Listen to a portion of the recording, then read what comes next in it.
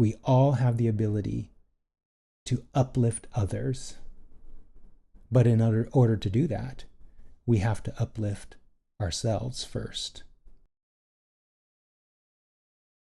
Welcome to the Raw Blog. Happy Friday.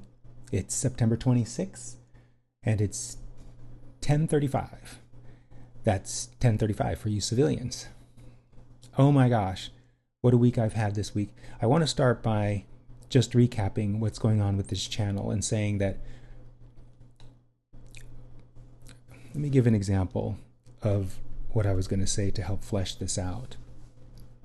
I have a 3rd degree black belt in 9 different martial arts. And for a long time, I thought that this stuff that I knew was not that much. But then when I started to teach others, I realized how much I actually knew in terms of these martial arts. The same can be said for spirituality. And I'm realizing this as I work with my clients. There is I was going to say a ton of, but it's actually an unending stream of stuff to know about the spiritual dynamics underlying how physical reality works. And so I've been doing this going on 20 years. You could say I've been doing this my entire life and even before then.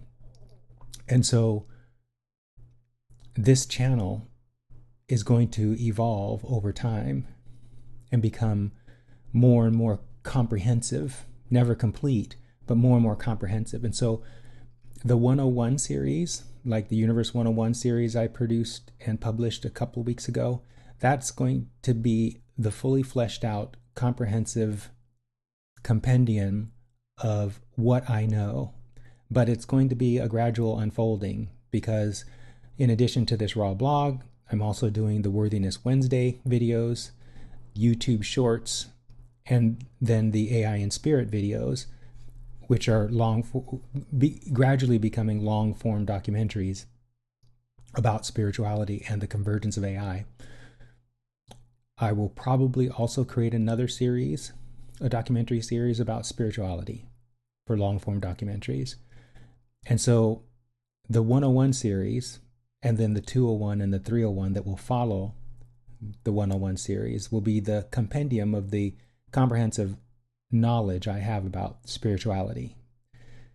This is going to take a while to fully flesh out this channel. So if you care to, like and subscribe so that you can get the videos as they come out, or because I'm not trying to create FOMO, you can just wait and watch the videos as they unfold.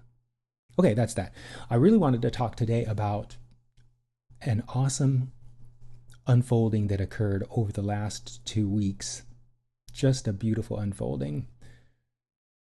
So that's what I'm going to talk about now.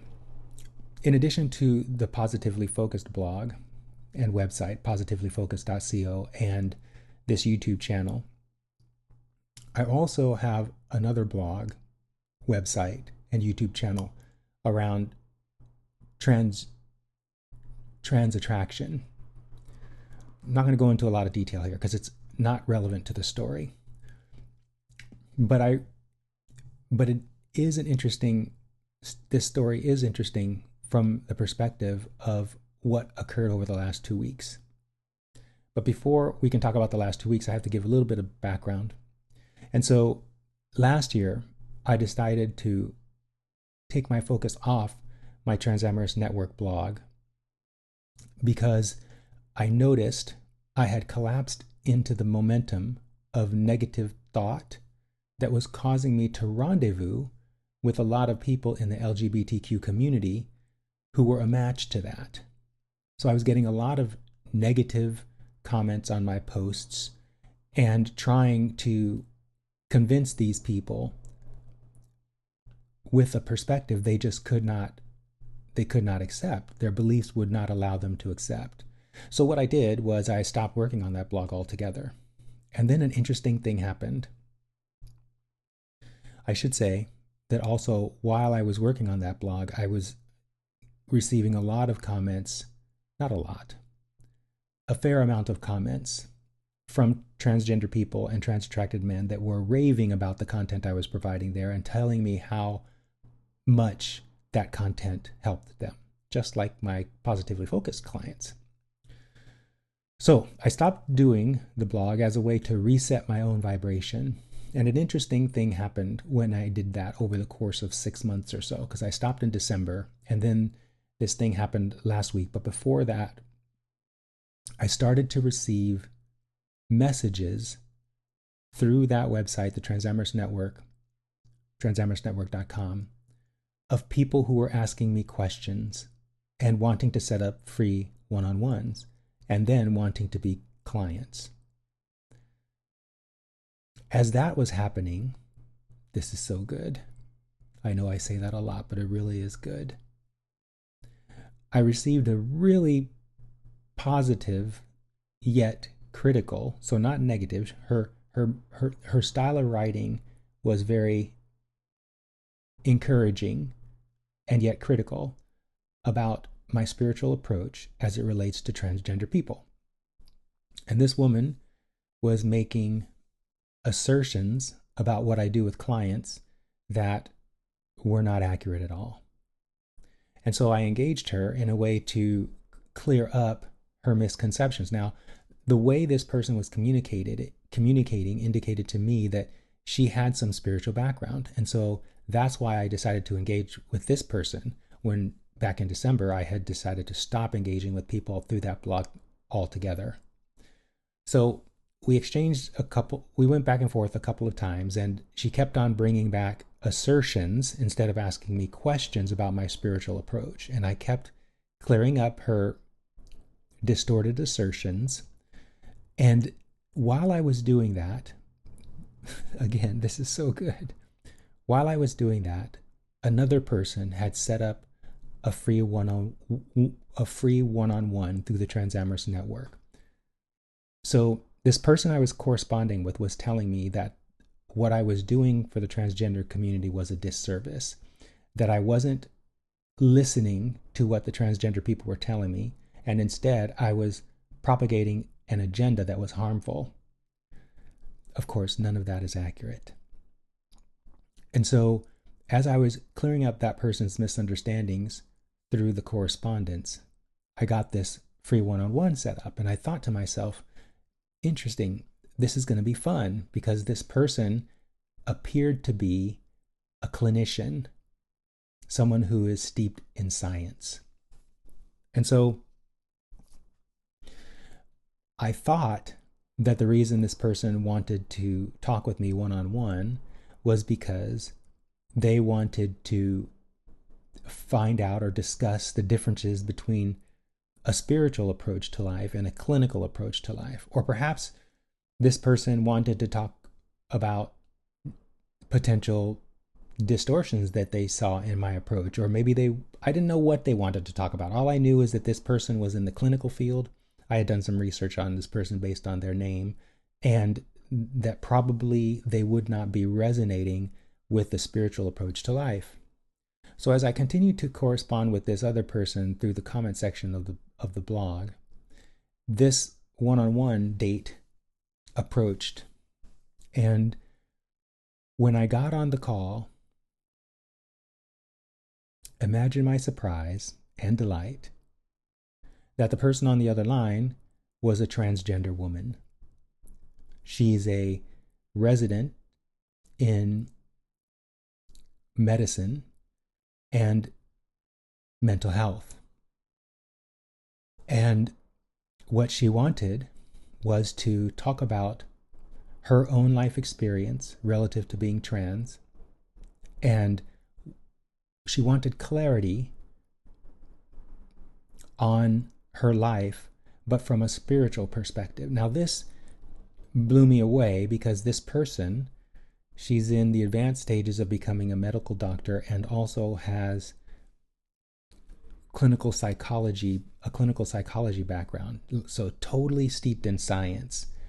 and yet wanted to talk with me about spirituality.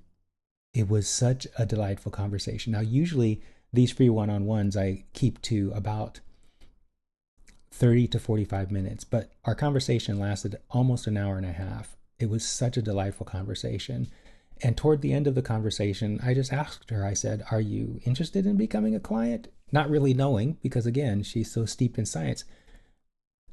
But to my surprise, she said yes. And she wanted to talk specifically about some details that I'm not going to share that were looming on the horizon. Now, this person had such clarity about who she is and what her life's about and where she's come and where she's going, but she also is clear about the distortions that she has relative to her culture, her family upbringing, and being trans. And yet she still sees the potential, the extreme potential of her getting even more clear about who she is. So when I told her, she already knew what the price was to work with me. We talked about payment mechanisms, and once we got on the same page about a payment mechanism that she has, one that I prefer, she immediately sent the money to pay for her first months of sessions, and she's expecting to at least go through the spring, but we'll probably go longer than that because she is a total match to what I offer. Now, here's the cool thing about this story, and this is why a spiritual awareness offers so much value. This person who scheduled this one-on-one, let's call her Dr. Shaw. Dr. Shaw decided to reach out to me and reached out to me in the perfect timing to coincide with my correspondence with this other person on the blog who was criticizing what I was doing. And by the way, the person who was communicating with me over the blog is also transgender. And so here she was, let's call her Janet. Here Janet was criticizing my approach to serving the transgender community, while at the same time the universe served up evidence that I am indeed serving the community. It was such a wonderful unfolding to see that, you could call it coinciding of two events, not a coincidence, a coinciding of two orchestrated events. And I took Dr. Shaw's coming into my life experience as a reminder of where I want to be focusing my attention. Rather than pouring myself into trying to convince people like Janet, who will never be convinced until they're willing to look at their own beliefs and soften them so that they can hear what is being offered, rather than pouring myself into those people, I had chose back in December to instead focus on those who can hear the message and benefit from it. It was a nice reminder. And so I wrote back to Janet and told her, look, I'm going to take myself out of this correspondence with you. I told her the story of what I just told you, the story of Dr. Shaw. And then I said, I'm going to take myself out of this conversation so that I can focus on people like Dr. Shaw, people who are a match to what I offer, people who the universe is bringing to me without any effort on my part so that I can experience the joyful resonance of unfolding between two people who are a match. Such a good unfolding. And the interesting thing about these two events with Janet and Dr. Shaw is one of the things Janet said was that I couldn't possibly come from love with the transgender community because I wasn't recognizing that transgender people have agency. They know better than anyone else what's going on in their life, and so I should listen to them. But the challenge with Janet's perspective is, and I said this to her, most people don't know themselves very well. Most people think they know who they are and what they are.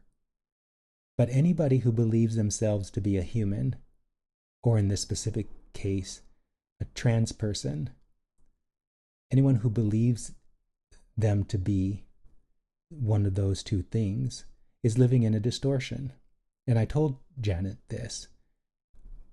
I don't see transgender people or any other person as human or transgender. I see them as the eternal, pure, positive energy being that they are.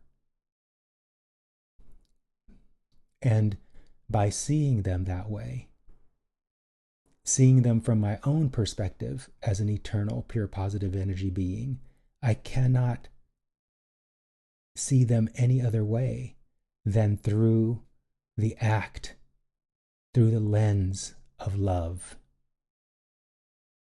There's nothing more loving. There's nothing more loving than seeing another as the pure, positive, love-filled being that they are. And when you do that, you elevate them, but only if they're willing to rise to that vibration. It's very interesting. Several of my clients have said in the past that it's difficult sometimes to be in my presence, even online, because I'm vibing at such a high vibration. One of my clients on several occasions even asked me to drop my vibe so that he could resonate with me better. And I said, I will never do that. I said, no, you have to raise your vibration in order to meet me. And this, with clients, I often tell this story. It's from the Bible. There is some distortion there, but there's some accuracy as well. And one of the accurate allegories is the story of how Jesus healed the sick. He was able to heal the sick because he was unwilling to perceive anything other in that person than their well-being. And he held that vibration so consistently, so strongly, that the sick person had to collapse into his momentum. The sick person had to raise their vibration. They had no choice in his presence. And as a result of that, the person left behind their sickness. Jesus wasn't some miracle worker. We all have that ability. We all have the ability to uplift others. But in order to do that, we have to uplift ourselves first. And then we become that uplifter. So good. So this has been a wonderful week. Wonderful 2 weeks actually. I've enjoyed my conversation with Dr. Shah. That's not her real name. I also enjoyed my conversation with Janet.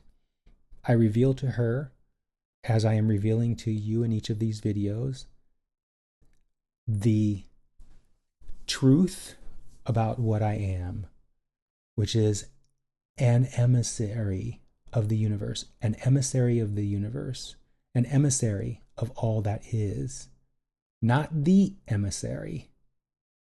There's not just one. I am an emissary of all that is. I am here on behalf of all that is to help others discover their connection to that. And in realizing that connection, effortlessly come into a life experience where everything they want is theirs.